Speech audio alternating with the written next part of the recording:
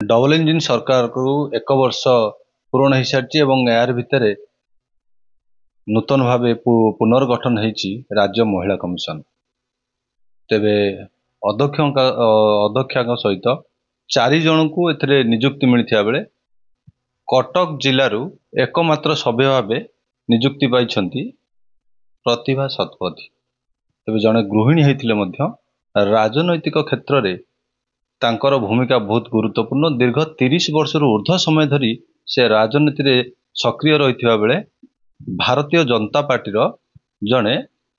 आगधाड़ी सदस्य अटंती एवं महिला क्षेत्र में सबु बेले चर्चा रही था एवं महिला को न्याय देवाई सब आगभर रही था। तेज सीधा सड़क आलोचना करवा आम सहित उपस्थित अच्छा श्रीमती प्रतिभा शतपथी केमी राजनैतिक क्यारियर थिला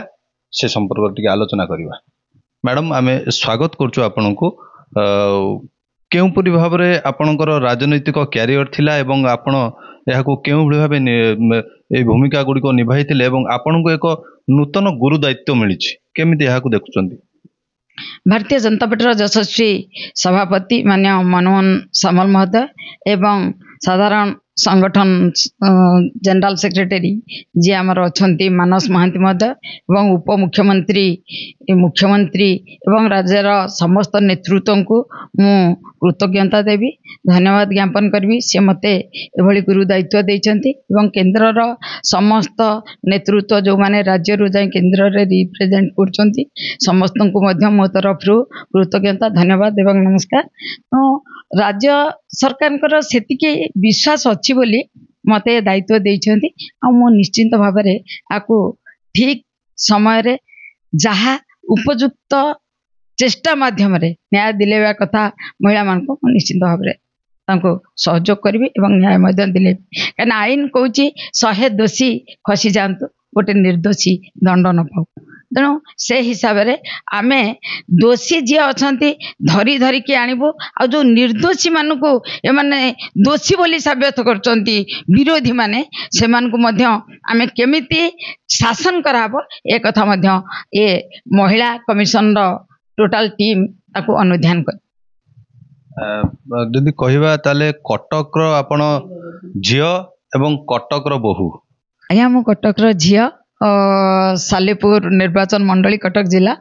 लेखनपुर मो बापघर आउ कटक सदर रो बहु। मु 1992 मसीह राजनीति रे भारतीय जनता पार्टी रे स्पेशली अच्छी। मु 2002 मसीह 11 जन पुरुष लोक को हरे साधारण वर्गर सीट रे सरपंच जीती थी फकीरपड़ा ग्राम पंचायत रे।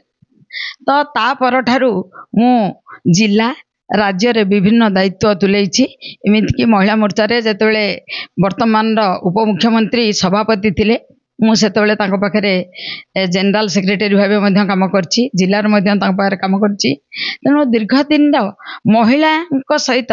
संश्लिष्ट हेकि मु रहिछि राजनीति रे एवं सोशल क्षेत्र रे मध्य मोर सरस्वती कला परिषद आमर गोटे अनुष्ठान अच्छी से अनुष्ठान रे मध्य कुनी कुनी पिला माननकु शिशु कन्या माननकु आमे सेठी ओडिसी शिक्षादान करछु। एवं मो पाखरे आ गोटे माँ बरुणेई आंचलिक महिला उन्नयन संघ अच्छी जार दायित्व मध्य नहीं मु महिला पई विभिन्न प्रकार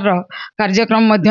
करई थाए। तत्सहित मो पाखरे सत्य सनातन वैदिक विद्यालय गोटे करिछु नेताजी नगर ठारे मु तार उपदेष्टा भाव मध्य अच्छी।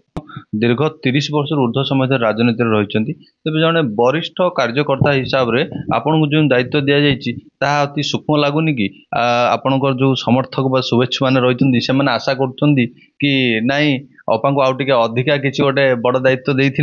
हुए तो भल हो पार था। एक्सपेक्टेशन अच्छी जे निश्चिंत भाव में गोटे गुरु दायित्व माने केमती मते मिलू बोली समस्ते भाभी तो मिलला नहीं पार्टी देले नहीं तो जो भी दायित्व देले मु जेहेतु भारतीय जनता पार्टी जड़े श्रृंखलित कार्यकर्ता ये दायित्व को मध्य सुचारू रूपे निर्वाह करी। कहि परिबा कि जो प्रतिभा एवं प्रभाती गोटे समय रे समस्त तांको को निर्भर करथिले एबे से समय आउ थरे आसी छि एवं ता देखिबा को मिलिबा सी तो उपमुख्यमंत्री अच्छा आम साधारण महिला कमिशन मु सदस्य अटे तो मंत्री तरफ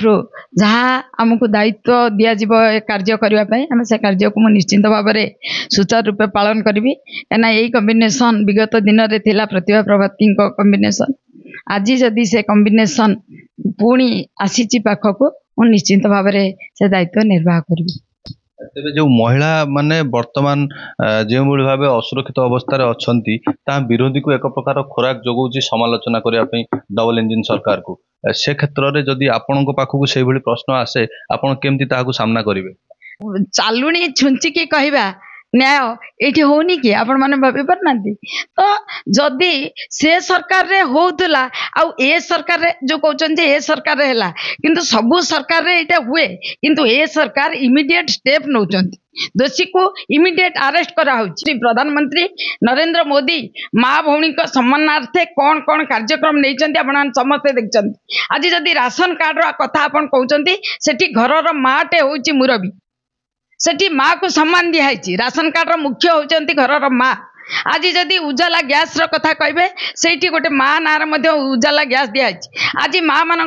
स्वच्छ भारत योजना पाइखानार व्यवस्था कराई ये सब माँ को सम्मान कथा ये खाली कथार कहते काम करके देखते आज ये साधारण जनता ये सरकार को देखुंट परखुंट तो आपण मैंने देखी परखी जहाँ प्रतिभा मैडम प्रतिक्रिया रखी कि आगो को आउ महिला क्षेत्र में सेमती कौन से अन्याय हो पारबनी जो गुरु दायित्व दि जाएगी से ताकू सुचारू रूपे तुलेबे तेबे सी निज कार्य केते सफल होती समस्त नजर रही। कटक जयदेव पाणीको रिपोर्ट हर्षिका मीडिया।